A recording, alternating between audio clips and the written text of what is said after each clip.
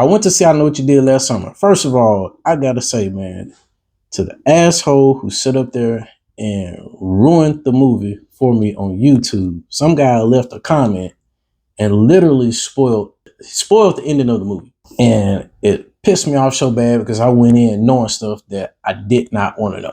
And to that guy, so the funny thing about it was I was gonna go see it last night and I was pissed off because right before I'm about to go and walk over to the theater to check this movie out, I was doing comedy. Theater's across the street. Right before I'm about to walk over to the theater and check this movie out, I just so happened to go to YouTube and I click on what I thought was like a review of the movie. And in the comment section, a guy literally just ruins the movie, ruins the ending for me. And so I'm like, damn. Now I'm mad. I'm so pissed off. I swear I'm like, now I'm not going to even go see the movie. Everything's just ruined. But I slept on it, thought about it. I said, you know what?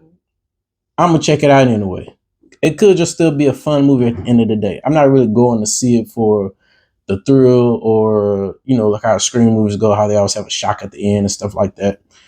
Let's go see a movie. I'm glad I saw the movie. Yo, this movie is good. I was a little scared at first because I was hoping it wasn't going to be stupid like the previous movies. The first movie was cool, but it was just a lot. It was kind of dumb at the same time. I saw the second one again as I was older recently, and I was like, oh man, this movie is dumb. I saw this movie, and I can tell you right now, this I Know What You Did Last Summer, 2025. For 2025 is better than both movies. The premise is pretty much the same. Group of young folk are out driving about and they think they might have killed someone. So they decide to come up with the agreement to where, hey, we're just gonna keep this between us and we're not gonna mention this again. Just like the original premise. Fast forward a year later, everything seems normal. You get a letter. I know what you did.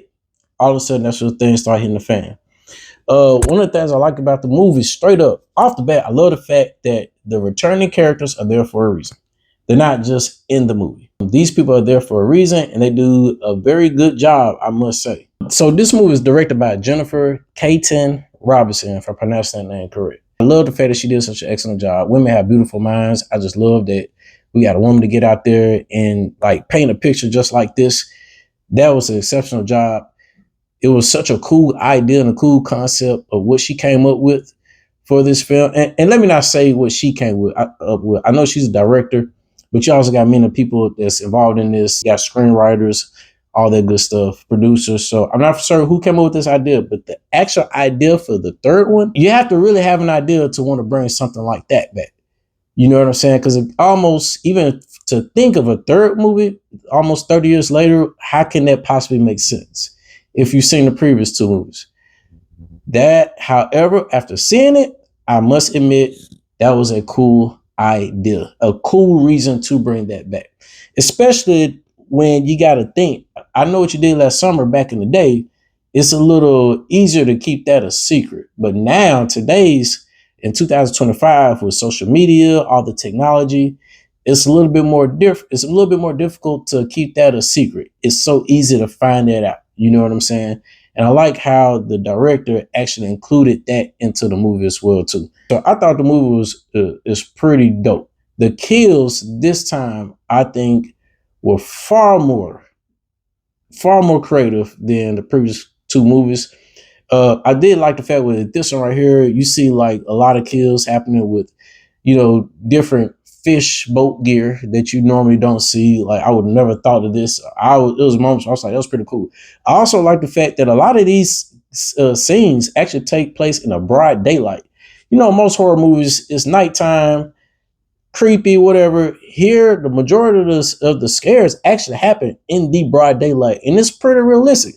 There's actually moments where the person doesn't just fall and the guy just can't put up any fight at all against the killer. No, there's times where the killer's trying to attack a guy and the guy's like, "Pop!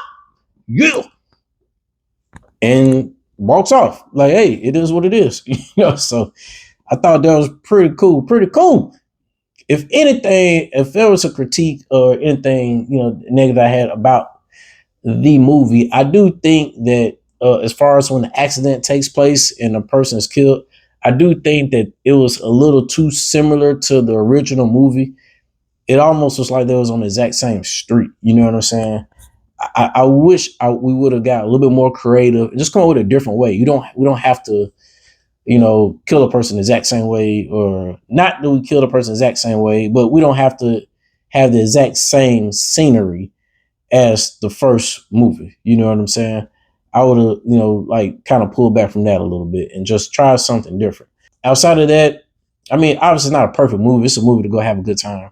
I thought the acting was great. You knew maybe had one or two characters where it sounds like they're reading out of a book.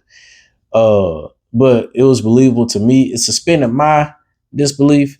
Also, the lead character, man, I had the same issue with Final Destination 6. With the lead character, I don't think she was as memorable as Jennifer Love Hewitt when she was the lead character in her original movie. This one right here just kind of forgot about her.